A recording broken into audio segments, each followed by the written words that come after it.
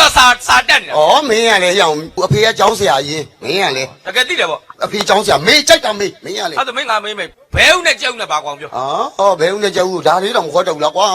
မင်းကလည်း စားတာချင်း ဒါကတိတယ်ဘဲဦးဆိုတာအဖြူရောင်ကျောက်ဆိုတာကာကြီးအောင်မေးမနေနဲ့စားတာရင်တူတူပဲမင်းကလည်းရှောက်ပြောနေ အဲ့ဒါမော်တာမီကန်နဲ့ရဲနဲ့ပါကွာတော့ ဟိုကအဖြူရောင်ဟိုကကာကြီးအောင်မေးမနေနဲ့စားတာရင်တူတူပဲမင်းကလည်း မဆုံးကြအကိုကအကုန်သိတာမလို့ အနေချင်းလောက်ပါမေး ကျွန်တော်မသိလို့မေးဘူးဗျာ မေးပါရဲ့ ကျွန်တော်မြန်မာနိုင်ငံဘာလို့တခိုးပေါ်လဲ နော် မြန်မာနိုင်ငံဘာလို့တခိုးပေါ်လဲ ဒီကောင်ကတော့ထောင်ချမဲ့ပေါက်ကြီးမေးတော့တာဟဲ့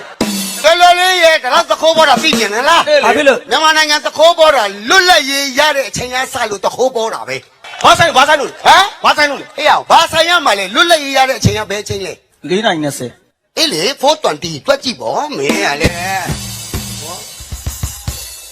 အဲ့ဒါဆိုလို့ရှိရင် နည်းန မင်း ည်း အရင်တော့ကမြန်မာနိုင်ငံအလံဟောင်းနဲ့အခုအလံဟောင်းဘယ်ဟာပိုကောင်းတော့ မ